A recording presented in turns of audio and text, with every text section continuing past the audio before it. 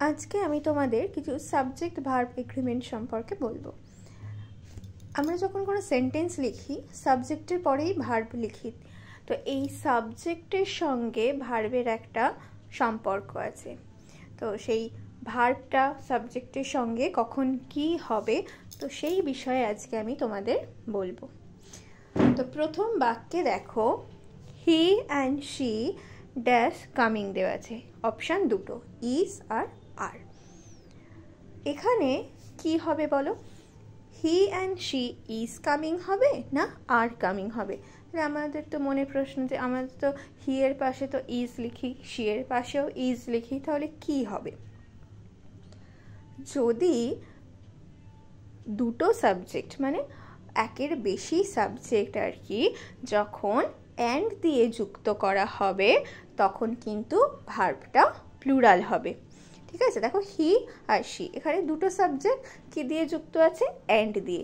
সেই ক্ষেত্রে আমরা কিন্তু ভার্বটা প্লুরাল ভার্ব লিখবো। তাহলে হি অ্যান্ড শি তাহলে হবে are coming, he and she are coming. Next দেখো, Ranu and Minu is friends না আর ফ্রেন্ডস? এখানেও রানু এবং মিনু এখানে দুটো সাবজেক্ট, তারা অ্যান্ড দিয়ে যুক্ত আছে, তাহলে এই ক্ষেত্রেও কিন্তু ভার্বটি প্লুরাল হবে।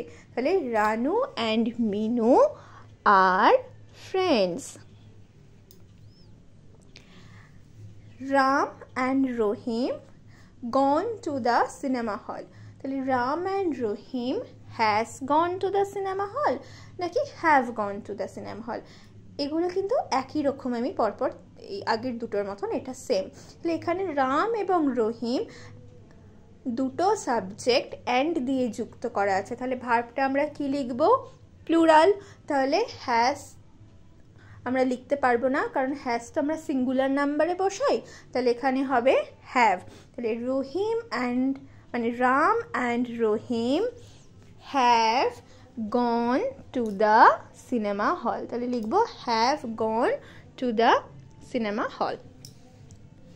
এবার দেখো, bread and butter dash his tiffin, তো এখানে অপশন আছে ইজ আর আর, তাই তোমরা তো বলবে যে এটা তো আগেরটার মতনই দুটো জিনিস অ্যান্ড দিয়ে যুক্ত করা আছে, তাহলে এটা আর হবে। কিন্তু না, এটা আর হবে না, এটা ইজ হবে। কেন তোমাদের আমি বোঝাচ্ছি। দেখো, ব্রেড অ্যান্ড বাটার দুটো আলাদা আলাদা বস্তু, তাই তো, কিন্তু এখানে অ্যান্ড দিয়ে যুক্ত আছে, সেটাও ঠিক আছে, কিন্তু এই দুটো বস্তু অ্যান্ড দিয়ে যুক্ত হয়ে একটা মাত্র জিনিসকে বোঝাচ্ছে। তো মানে যখন দুটো জিনিস অ্যান্ড দিয়ে যুক্ত হয়ে একটা সিঙ্গেল জিনিসকে বোঝাবে তখন কিন্তু সেটা আমাদের সিঙ্গুলার, ভার্বটা তখন আমরা সিঙ্গুলার নেব। যেমন ব্রেড অ্যান্ড বাটার, এই দুটো জিনিস একসাথে অ্যান্ড দিয়ে যুক্ত হয়ে একটা সিঙ্গেল জিনিস বোঝাচ্ছে, একটাই জিনিস, তাই জন্য এটা হবে is. Bread and butter is his tiffin. Okay, similarly rice and curry dash are favourite dish, তাহলে ইজ আর আর অপশান আছে, মানে ভাত এবং তরকারি। Rice and curry is her favourite dish, এখানেও কিন্তু এই দুটো আলাদা আলাদা জিনিস যুক্ত হয়ে একটা জিনিস বোঝাচ্ছে, ভাত এবং তরকারি, তো তাই জন্য এখানে ভার্বটা হবে singular. Rice and curry is her favourite dish. Okay, এরপরে দেখো, every boy dash was present, was লেখা এবং ওয়্যার লেখা আছে, তো এভরি বয় ওয়াজ প্রেজেন্ট না ওয়্যার প্রেজেন্ট? তো এখানে দেখো, যদি কোনো নাউনের আগে এভরি দিয়ে থাকে তাহলে সেই ক্ষেত্রে কিন্তু ভার্বটা সিঙ্গুলার হবে। ঠিক আছে, ইচ দিয়ে, এভরি দিয়ে এবং নো দিয়ে যদি কোনো নাউন থাকে, মানে নাউনের আগে যদি ইচ, এভরি বা নো থাকে তখন আমরা ভার্বটা সিঙ্গুলার ভার্ব নেব। তাহলে এভরি বয় ওয়াজ প্রেজেন্ট লিখব, ওয়্যার প্রেজেন্ট কিন্তু নয়, এভরি বয় ওয়াজ প্রেজেন্ট। তারপরে দেখো, তারপরে লেখা আছে ইচ স্টুডেন্ট হ্যাজ, আর হ্যাভ লেখা আছে, each student have got a prize. তো ইচ এখানে আমি যেটা এক্ষুনি বললাম যে এভরি দিয়ে শুরু হলে বা ইচ দিয়ে শুরু হলে তাহলে কিন্তু আমরা সিঙ্গুলার ভার্বটা নেব।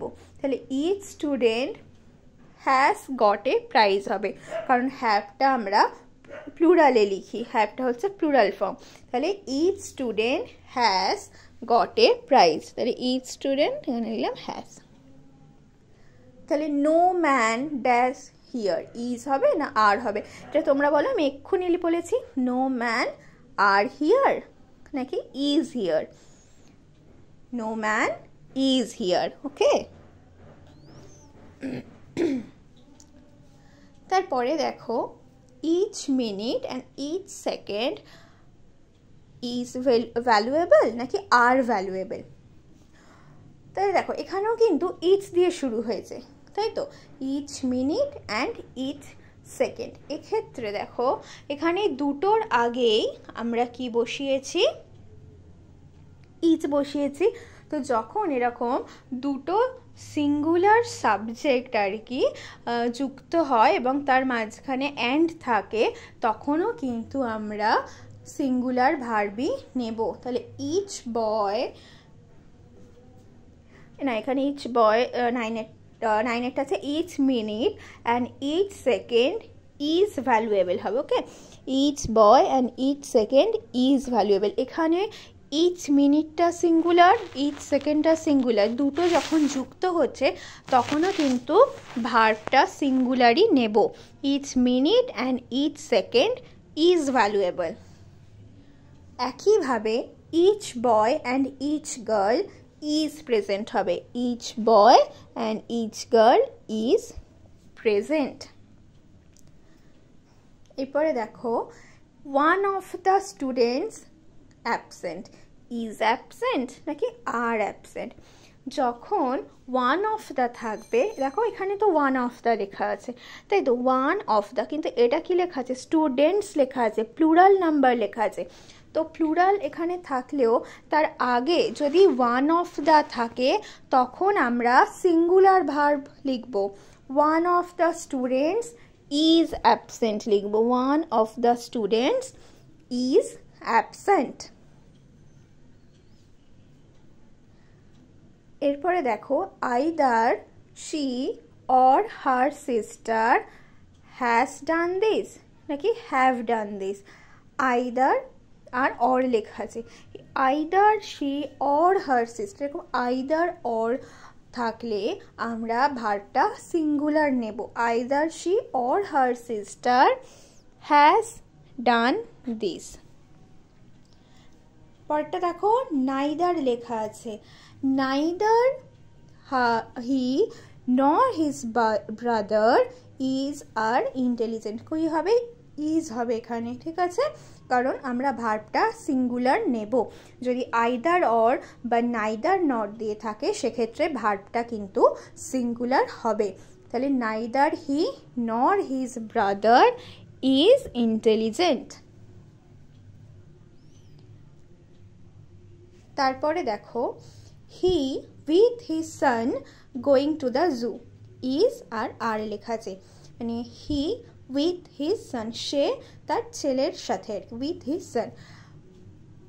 যখন কোনো সেন্টেন্স উইথ দিয়ে যুক্ত, মানে যখন দুটো সাবজেক্ট আর কি উইথ দিয়ে যুক্ত করা থাকবে তখন প্রথম যে সাবজেক্টটা আছে আমরা সেই অনুযায়ী ভার্ব নেব। দেখো হি উইথ হিজ সান, তো এখানে হি একটা সাবজেক্ট, হিজ সান একটা সাবজেক্ট, কিন্তু এটা কি দিয়ে অ্যান্ড দিয়ে যুক্ত করা আছে, কিন্তু এই যে প্রথম যে ভার্বটা, প্রথম যে সাবজেক্টটা সেটা আগে কিসে আছে দেখব। সেটা যদি সিঙ্গুলারে থাকে তাহলে আমরা ভার্বটা সিঙ্গুলার নেব। তাহলে হি এটা সিঙ্গুলার আছে, তাই জন্য হবে he with his son is going to the zoo, ঠিক আছে।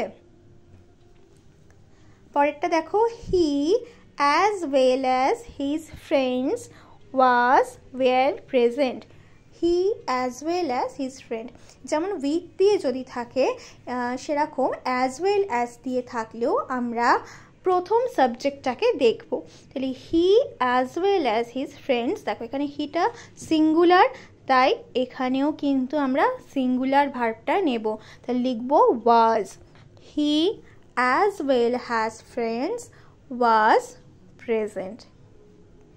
ঠিক একইভাবে দেখো they with their parents have gone to the cinema হল।